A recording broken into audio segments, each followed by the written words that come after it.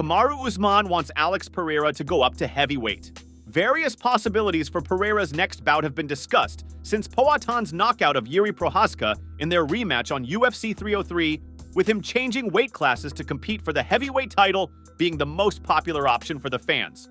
KAMARU is also enthusiastic about the idea. Speaking to Henry Cejudo on their podcast, Pound for Pound with KAMARU and Henry, Usman said the following, quote, "I think Alex Pereira has done everything that needed to be done. So 100% right now, he is one of the scariest guys in those upper weight divisions. Do I think he can go to heavyweight? 100%. Do I think he's too small? No. I think he can definitely grow into it. He's just as big as these guys. He's standing next to these guys, and he looks like a giant still next to them.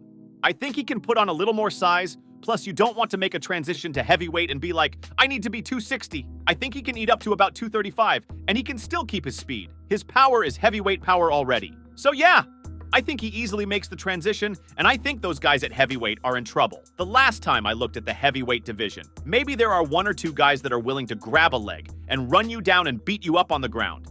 The rest of those guys are going to stand with you, and if you stand with a guy like Alex Pereira, I think he's going to shut a lot of those guys out. As far as Ankalaev, yes, he possesses skills to give Alex Pereira problems, but it's not Pereira's fault that when these guys get out there, they're like deers in headlights, and they just want to stand and try to strike with them.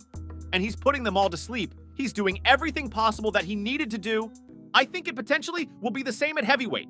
I think the three guys that possess a problem are Curtis John Jones and Tom Aspinall. Besides those three guys, I think he puts hands on the rest of those heavyweights as well." End quote. Michael Bisping reacts to rumors of Justin Gaethje versus Alexander Volkanovski and shares a story of Gaethje going wild when they last spent time together. Bisping and Gaethje have had somewhat of an adversarial relationship over a long time, created by some exchanges on X, formerly known as Twitter. The former middleweight champion said the following, quote, "Why not? It's been what now? 5 or 6 months since Volkanovski's last fight, and at 35, Volk doesn't have any time to waste. I don't know about him versus Gaethje, but why not? Gaethje just got beat by Holloway. So yeah."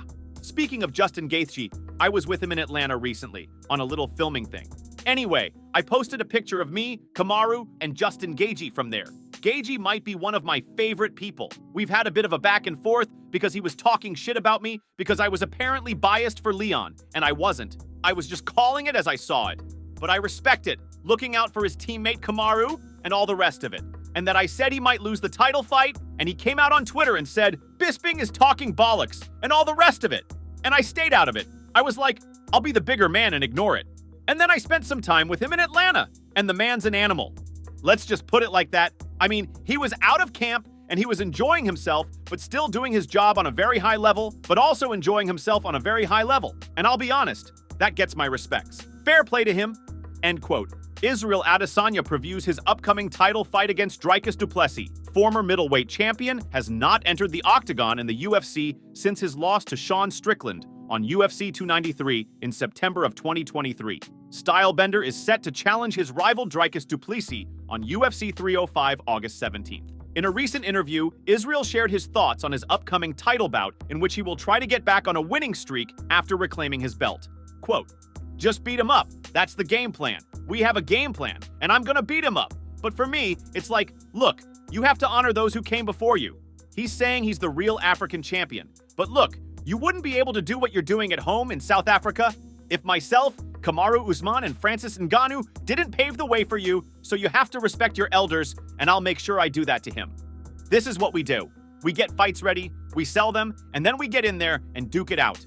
All my fights are title fights. Everyone wants to be a champion till you have to train for 5 rounds, 5 minutes each time, and then you have to do it in front of millions of people, in front of the whole world. This is the ultimate sport. This is 2 athletes duking it out. Dana says the best. This is in our DNA. I'm coming for his head." End quote. Shocking news has just descended on the MMA society, sending waves of heated discussions and speculation of rich variety. First in the Russian media space, as Khabib Nurmagomedov was just arrested in his gym alongside a couple of his teammates and relatives. The story was first reported by a popular MMA channel in Russia called the MMA Brotherhood.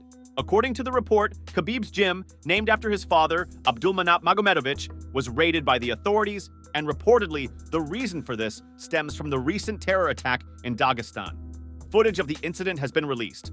According to reports, quote, Khabib Nurmagomedov's gym in Makhachev has just been raided.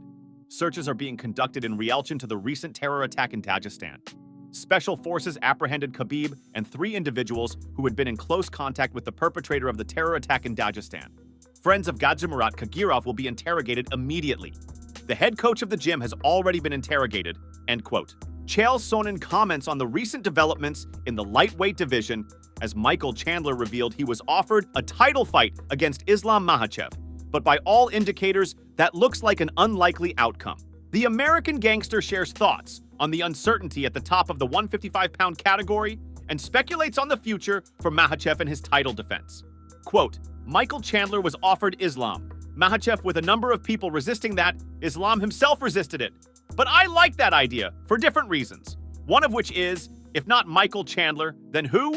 Given the fact that Gaethje lost, given the fact that Holloway was a #1 contender, but he chose to cash his ticket in down a weight class, given the fact that Sarukian is suspended and Gamrot just competed. Given the fact that Charles Oliveira doesn't want the fight, I mean, as you look at it, it's like, yeah, for sure it's Chandler. I can see how you can get to Chandler. I've never seen that guy stop trying to win. You have 2 of the most disciplined guys in our sport. It's a very compelling match, but none of that matters to me. The part of this that's the most fascinating to me isn't what's being said. It's the part that's being unsaid. And you better hear the quiet parts in this industry. The fight with Conor McGregor was going to be at welterweight. The title fight is going to be at lightweight. These aren't interchangeable, which is why it's so important that you hear the quiet part. As soon as that offer came in to fight Islam, the same phone call came in saying you're not fighting McGregor. The board and the slate has wiped clean. And that's a part, I worry, is the part that Michael Chandler doesn't understand. End quote.